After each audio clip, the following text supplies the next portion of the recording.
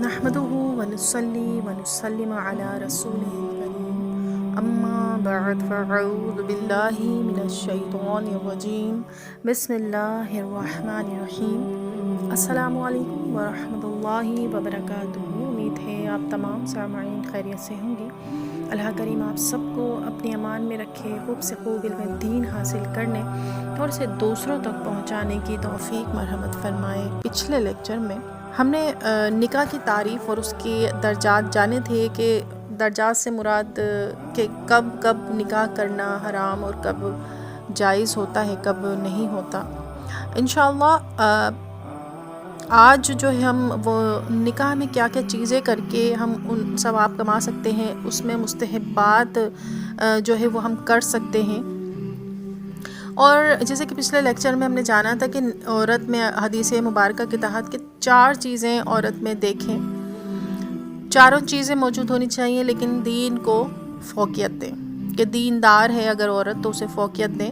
جیسے ایسا ہے کہ ایک عورت مالدار بہت ہے اور ایک اور عورت دیندار بہت ہے اور ایک کا حسب نسب اچھا ہے، تو ان سب میں دیندار کو فوقیت دیں چاہے وہ مالدار ہو یا نہ ہو۔ اسی حدیث مبارکہ کا سمجھ لیں، ایک اور حدیث مبارکہ سے خلاصہ ہے کہ جو کسی عورت سے بوجہ اس کی عزت کے نکاح کرے گا، جیسے اس کا حسب نسب اچھا ہے اگر، یا کوئی کسی اور وجہ سے اس کو عزت دار ہے، وہ بہت لوگوں کی نگاہوں میں یا یہ فیمس ہے بہت زیادہ، تو اگر وہ مرد سوچے گا کہ یہ عورت بہت زیادہ اس طرح سے اس کی عزت کی وجہ سے نکاح کرے، تو اللہ پاک اس مرد کو اس کی ذلت میں زیادتی کر دے گا۔ اور جو کسی عورت سے اس کے مال کے سبب نکاح کرے، کہ صرف سوچے کہ یہ بہت مالدار عورت ہے تو میں اس سے شادی کر کے نکاح کر کے مالدار ہو جاؤں گا، تو اللہ عز و جل اس کی محتاجی ہی بڑھائے گا۔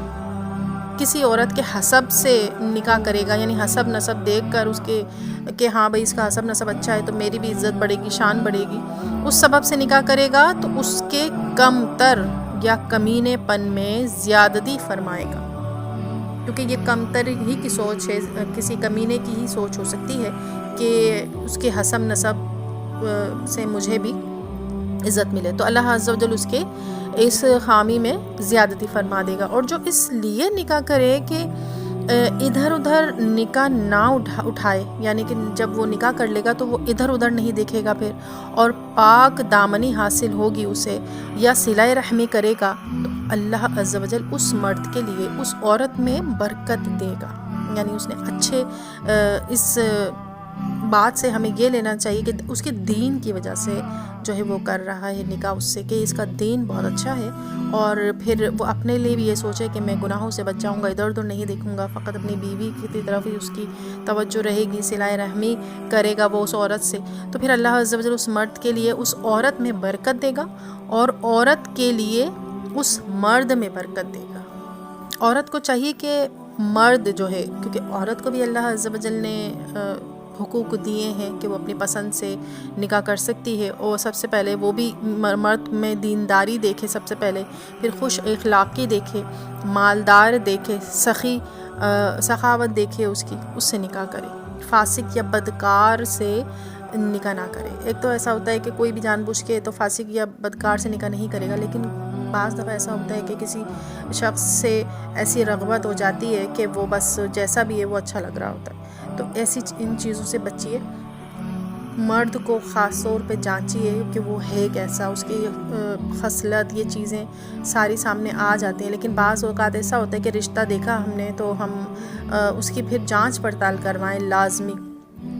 ان کے سب سے پہلے پڑوسیوں سے پوچھیں، کیونکہ دیکھیں پڑوسی کا آپ لوگوں کو پتہ ہے کہ ہمارے دین میں پڑوسیوں کے کافی حقوق ہیں، تو پڑوسیوں کو ہی معلوم ہوتا ہے کہ جس کا پڑوسی اچھا ہو جائے تو اس کی کہتے ہیں کہ ایک زندگی اچھی گزرتی ہے۔ تو پڑوسیوں سے معلوم کریں کہ یہ کیسے لوگ ہیں جہاں وہ سالوں سے رہ رہے ہوں، اگر انہوں نے جگہ بدل دی ہو تو پھر پرانا جو ان کا محلہ ہے وہاں جا کے معلومات کریں، یعنی کہ اپنی طرف سے آپ پوری کسر نکالیں کہ آپ اچھے سے اپنے جو بھی رشتہ ہے اس کی جانچ پڑتال کر کے پھر بیٹیوں کو وہاں دیں، کیونکہ بعض اوقات ایسا ہوتا ہے کہ بہت ایسے ایسے لوگ جو ہیں وہ پلے پڑ جاتے ہیں کہ بیٹیوں کی جان تک خطرے میں آ جاتی ہے. تو اس معاملے میں بہت احتیاط کریں. ایسا نہ کریں کہ بس رشتہ آیا اور 2-4 لوگوں سے معلوم کر کے اور اپنی بیٹی بھی ہاتھ دی. ایسے نہ کریں. بہت زیادہ معلومات کریں, اور جس کے بارے میں کچھ پتہ ہی نہ چل سکے تو آپ اس کو چھوڑ دیں, چاہے وہ کتنا ہی مالدار ہو, چاہے وہ کتنا ہی. بعض لوگ ایسا ہوتا ہے کہ ہاں شہر دوسرے ملک سے لڑکا آیا ہے, ہاں بھائی باہر سے آیا ہے, باہر کا نام سنتے ہی ساری اس کے جو عیوب ہوتے ہیں نا ان پہ پردہ پڑ جاتا ہے, اور وہ کوئی انسان معلومات ہی نہیں کرواتا. بھائی باہر سے آیا ہے, اچھا کماتا ہے, ہماری بیٹی کو بھی وہیں لے جائے گا. لیکن یہ نہیں سوچتے کہ وہاں جا کے کرے گا کیا کرے گا. نوکرانی بنا کے رکھے گا, شہزادی بنا کے رکھے گا, کسی کو کچھ نہیں پتہ ہوتا. تو اس لیے ہر چیز کو جانچ پڑتال کر کے اپنی بیٹیوں کو دیں. جو بیٹیاں ہوتی ہیں وہ بہت قیمتی ہیں, اولاد بہت قیمتی ہوتی ہے, چاہے لڑکا ہو یا لڑکی. لیکن لڑکیاں جو ہوتی ہیں بڑی حساس, بہت قیمتی ایک ہماری اثاثہ ہوتی ہیں. تو ان کو خدا را ایسے نہ دیں بہت زیادہ بس چھان پھٹک کے کہتے ہیں نا کہ ہر چیز میں تو ہم بہت زیادہ وہ دکھا رہے ہوتے ہیں کہ نہیں یہ ایسا ہے, یہ ویسا نہ ہو, ایسا نہ ہو. چھانچ کہتے ہیں نا کہ وہ مجھے مثال نہیں آ رہی ذہن میں. تو اپنے بیٹیوں کے معاملے میں بھی ایسا ہی کریں. نکاح کے مستحبات کچھ ذکر کر دیتی ہوں کہ ہمیں نکاح میں کیا کیا چیزیں کرنی چاہیے. اعلانیہ نکاح کرنا چاہیے, چھپ کر نہیں ہونا چاہیے نکاح. اور نکاح سے پہلے خطبہ پڑھنا مسجد میں ہونا, اور جمعے کے دن ہو تو پھر یہ تو بہت ہی اچھی بات ہے. اور گواہان جو ہیں وہ ان کے سامنے ہی نکاح ہونا چاہیے, یا گواہ جو ہے سامنے موجود ہوں. کنواری اور جس سے اولاد زیادہ ہونے کی امید ہو ایسی لڑکی سے بھی نکاح کرنا مستحب ہے. اب اولاد زیادہ یعنی اس کے کوئی بیماری نہ ہو, ایسا نہ ہو کہ بس تو ایک دو بچے ہوں گے اور پھر وہ کوئی مسئلہ ہو جائے گا. کیونکہ اگر ایسا معلوم ہو تو پھر ایسی عورت سے مستحب ہے کہ جو کنواری بھی ہو اور اس کے اولاد بھی زیادہ ہو. عموماً کنواریوں کے ہوتی ہے.